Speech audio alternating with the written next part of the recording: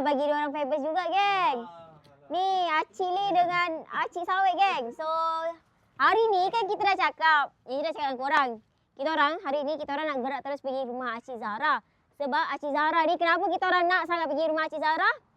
Sebab Acik Zahra ni salah satu customer yang support kita, antara yang paling banyak repeater dari tahun 2023 sampailah sekarang tahun 2025. Dan kali ni salah satu reason Acik Zahra spend lagi ambil Ganesha 30 lebih ribu dengan meja makan 8 kerusi finishing rasik 20 lebih ribu. Salah satu reasonnya sebagai reward diri dia sendiri. Sebab dah penat kerja waktu muda, so ada time bila Acik Zahra nak relax, Acik Zahra pilih perabot dekat Gudang Bos Ijan. Yang paling bestnya korang nak tengok tak?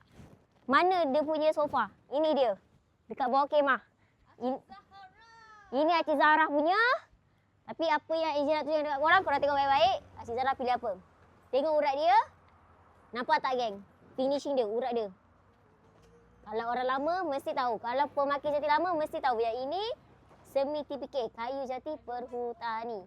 Korang boleh tengok urat dia halus, rapat-rapat. Dan kenapa untuk set Ganesha 30 lebih ribu ni, kalau dia cakap kita tak dapat nak buat banyak sebab salah satu reasonnya untuk kita siapkan untuk satu set ni memang ambil masa yang agak lama. Apa yang bestnya? Nak tahu tak apa yang bestnya? Apa yang bestnya? Kita pergi ke rumah Cikgu Bos Ijan, betul? Ini hari kita pergi rumah Cikgu Sawit. Cikgu Sawit? Acik Zahra ni adalah cikgu. Cikgu? Cikgu Sawit? Cikgu Sawit. Wah, anak murid. Cikgu sekolah rendah. Rupanya dunia ni kecil je, geng. Jauh punya jauh, jumpa juga dengan salah satu anak murid dia, Acik Sawit. So, berbalik kepada tadi, kenapa lama kita dah buat, salah satu reason dia, proses pengeringan memang kena tunggu berbulan-bulan. Bila cukup kering, barulah kita start finishing.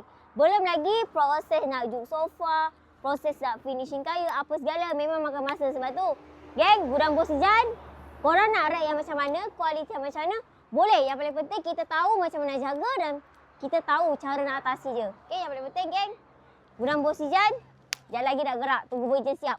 Lama no lah Bu Ijan ni nak siap, Lama no.